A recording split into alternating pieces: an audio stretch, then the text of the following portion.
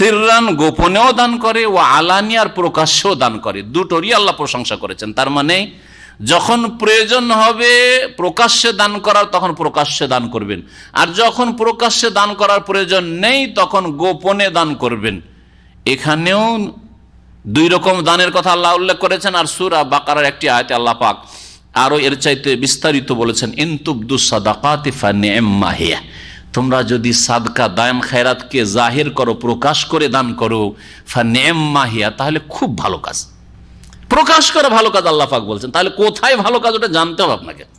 কোনখানে আমি প্রকাশ করে সবাইকে দেখিয়ে যদি দান করি, জানিয়ে দান করি, তাহলে বেশি নেকি হবে, ওটা জানতে হবে আপনাকে। তাহলে ওয়াইন তুখফুহা, আর যদি লুকিয়ে লুকিয়ে দান করো, ওয়াইন তুখফুহা, লুকাও, গোপনে রাখো, অতুতুহাল ফোকারা, আর ফকির মিসকিনকে দাও, তাহলে ফাহুয়া খায়রুল লাকুম, সেটা তোমাদের জন্য কল্যাণকর হবে। এখানেও কল্যাণকর আর ওখানে নেম্মাহি, ওটাও ভালো কাজ বলেছেন। তাহলে আপনাকে জানতে হবে। বলুন তো দেখি কোনখানে লুকিয়ে দান করলে বেশি ফজিলত হবে? যখন ফকির মিসকিনকে দিচ্ছেন আর তাকে দিয়ে আপনি তার অভাব নিজেই দূর করে দিতে পারবেন, আর কারো সাহায্যের প্রয়োজন নেই, তখন এত গোপনে দিবেন যে ডান হাতে দিলে বাম হাত না জানতে পারে, পাশের লোক জানতে না পারে, বাড়িতে লুকিয়ে দিয়ে চলে আসবেন। হ্যাঁ, কিন্তু আমাদের দেশের মরার যে খাবার, হ্যাঁ, কোন মানুষ মারা গেলে যে খাবার তৈরি হয় মৃতের নামে, ভোজ কি বলেন ওটাকে, আর 40 দিনে করলে, এখন কিছু কিছু কিছু বিদাতি দুই রকম, একটা হচ্ছে চরমপন্থী বিদাতি, ও 40 করতে হবে, 3 দিনে না হয় 10 দিনে দিন নির্ধারণ করি। আর একটা মডার্ন বিদাতি আছে, বলছে আমরা মডিফাই করেছি আমাদের বিদাতটাকে, যেমন মিলাদুন্নবীকে ওরা সিরাতুন্নবী করেছে, একটা মডার্ন বিদাতি, ঠিক তেমনি এই মৃতের নামে খাবারকে একটু মডিফাইড করেছে, যে না না না ওই রকম বিদাত আমরা করি না, আমরা 40 করি না, কোনো দিন ধরে করি না, কোনো একদিন করলেই হইল। হ্যাঁ, এরাও বিদাতি, সবটাই বিদাত। কারণ নবী করিম সাল্লাল্লাহু আলাইহি সাল্লাম এইসব করেন নাই, তার সাহাবীরাও করেন নাই, তাদের সামনে অনেকে আপনজনরা তাদের ইন্তেকাল করেছেন, করেননি। অপরন্তু তিনি বলেছেন যে মাইয়েতের নামে খাবার তৈরি হওয়ার আগে সাহাবারা বলছেন যে আমরা এটাকে নবী সাল্লাল্লাহু আলাইহি সাল্লামের জামানায় রোদনের অন্তর্ভুক্ত মনে করতাম, রোদন করা হারাম শরীয়তে, এটা হারামের অন্তর্ভুক্ত মনে। সহিহ হাদিস। সুতরাং সাবধান হয়ে যাবেন এসব কাজ থেকে। লুকিয়ে দিলে অসুবিধাটা কি? আরে এক পাট গোস্ত ভাত খাওয়াচ্ছেন ওই ফকিরকে, ওই খরচে ওর বাড়িতে ওই টাকাটা যদি দিয়ে চলে আসেন, তাহলে ও সমস্ত ছেলে মেয়ে নিয়ে খেতে পারবে, ভালো করে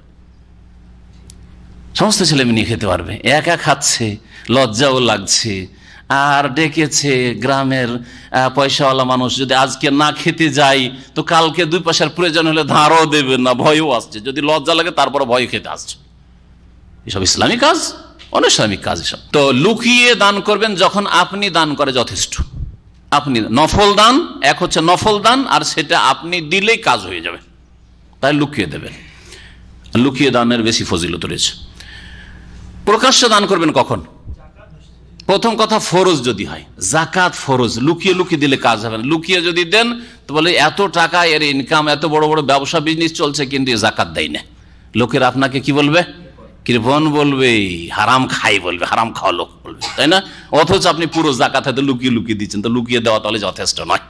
যেমন 5 ওয়াক্ত নামাজ মসজিদে এসে পড়তে হয় পুরুষদেরকে, যাতে আপনাকে নামাজি বলা হয়, এটা রিয়াকারী লোক দেখানো নয়, অবশ্যই যাতে আপনাকে মুসলিম মনে করা হয়।